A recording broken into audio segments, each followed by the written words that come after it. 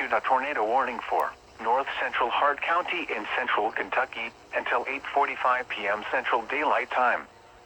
At 8:17 p.m. Central Daylight Time, a severe thunderstorm capable of producing a tornado was located near Munfordville, moving east at 15 miles per hour. Expected hazards include tornado. This is a radar-indicated threat. The following impacts are expected. Flying debris will be dangerous to those caught without shelter. Mobile homes will be damaged or destroyed.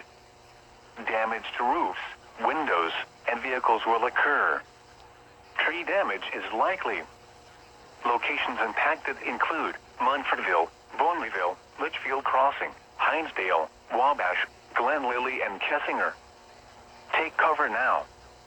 Move to a basement or an interior room on the lowest floor of a sturdy building. Avoid windows. If you are outdoors, in a mobile home, or in a vehicle, move to the closest substantial shelter and protect yourself from flying debris.